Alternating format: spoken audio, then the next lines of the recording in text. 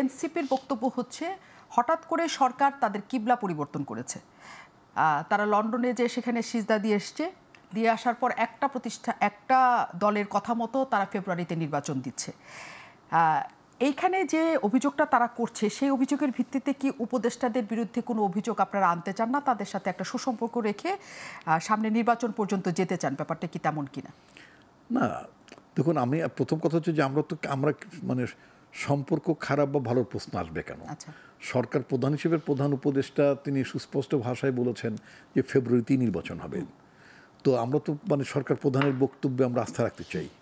তিনি বলেছেন তিনি জনগণের অভিপ্রায়ে তিনি দায়িত্বভার গ্রহণ করেছেন। নিঃসন্দেহে তিনি জনগণের অভিপ্রায়ে তিনি দায়িত্বভার গ্রহণ করেছেন। তো সুতরাং আমি তো তার সরকারের প্রতি আস্থাই রাখতে চাই, কারণ জনগণের অভিপ্রায় তো এই সরকার গঠিত হয়েছে এবং তার একটা নির্বাচনী সুস্পষ্ট রোডম্যাপও তারা দিয়েছেন। যদিও আমরা যে সময়টিতে চেয়েছিলাম সেটা ডিসেম্বরটাই ছিল আমাদের প্রেফারেবল টাইম।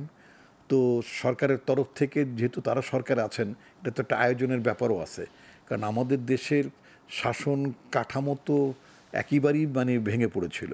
এই যে পাশে যে ভদ্রলোক আছেন 2014 সালে, তখন বোধহয় তিনি সচিব ছিলেন, ওনারা তৎকালীন হাসিনা সরকারের ক্ষমতা থাকা অবস্থায় স্থানীয় সরকারের নির্বাচনের পাইনটা মেরে দিয়ে আসছেন না। তো সুতরাং এই পাইন মারা অবস্থা থেকে দেশটাকে উত্তরণ ঘটাতে তো সময় লাগবে। পুলিশের এফিকেসি সৃষ্টি করতে হবে। নির্বাচন করার জন্য তো পুলিশ লাগে, নির্বাচন করার জন্য আনসার লাগে, নির্বাচন করার জন্য প্রাইমারি স্কুলের টিচার লাগে। মানে সরকার যারা এদের, আমি তো নির্বাচন অংশ নিইনি, আমার ধারণা নাই। আর গত 15 বছর তো দেশে নির্বাচন হতো না। ওই যে স্কুল শিক্ষকরা যারা দায়িত্বে থাকতেন ওনাদের কি পোলিং অফিসার বোধহয় বলা হয়, প্রিজাইডিং অফিসার বলা হয়, হোয়াট এভার।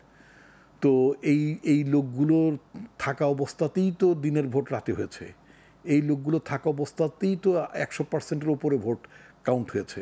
এই লোকগুলো থাকা অবস্থাতেই তো আপনার ভোট কেন্দ্রের সামনে আমরা ছবিগুলোতে দেখেছি যে সেখানে মানে মানুষের কোনো উপস্থিতি ছিল না। মানে কতিপয় সার্মীয় সম্প্রদায়ের মানে প্রাণী মানে অলসভাবে মানে ঘোরাঘুরি করতো, বিচরণ করতো বা ঘুমিয়ে পড়তো।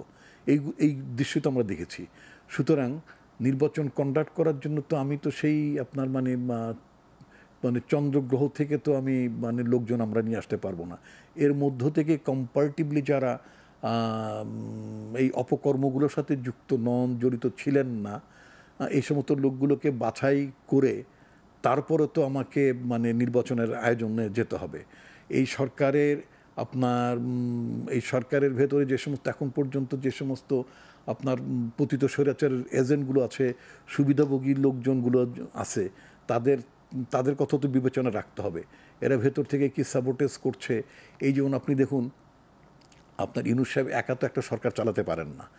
আপনি দেখবেন যে আপনার মাঝে মধ্যেই আপনার সচিবালয়ের এই ধর্মঘট, এটা ওটা, এই দাবি ওই দাবি, এই ঘুষখোর চোরেরা অনেকেই, সবাই না অনেকেই, এইগুলো মানে মাঝে মধ্যেই আপনার মানে সরকারকে অচল করে দিতে চায়। তারপর আপনার এনবিআরের কতগুলো চোর, সেই চোরগুলো আপনার মানে মানে কি একটা অচল অবস্থা সৃষ্টি করে মানে একটা বাজে অবস্থা তৈরি করছিল। তো এইটাকে তো স্ট্রিমিং যারা আন্দোলন করছিল সবাইকে আপনি চোর বলতে চান?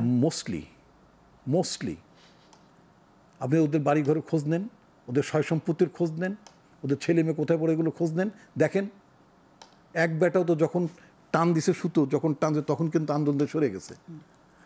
আপনাকে এগুলো তো দেখতে হবে। ইট ইজ মি, আপনি মনে আপনার খেয়াল নাই, আমি কিন্তু সেই ব্যক্তি। আমি কিন্তু 1996 সালে তৎকালীন সময় আমি কিন্তু এই যে জনতার মঞ্চে সরকারি সার্ভিস ব্রেক করার দায়ে, এই যে সরকারি চাকরিতে থেকে তারা শৃঙ্খলা ভঙ্গ করে যখন তখন যারা মানে প্রশাসনকে অচল করে দিতে চায়, একটা রাজনৈতিক সরকারকে যারা জিম্মি করে ফেলতে চায়, করে স্বার্থ হাসিল করতে চায়, অথবা অন্যের সুতো টানাটানিতে এই কাজগুলোতে যুক্ত হয়ে পড়ে, এদের বিরুদ্ধে আমি সেই ব্যক্তি। I filed A writ petition before the high court. আমি তাদের বিরুদ্ধে এই মানে আপনার করেছিলাম, কি বলে আপনার রিট করেছিলাম এই যে তথাকথিত জনতার মঞ্চে ওঠার জন্য সরকারি কর্মকর্তাদের। এমন মিস্টার আবু আলম শহীদ খান, তার বিরুদ্ধে আমার মানে মামলা ছিল।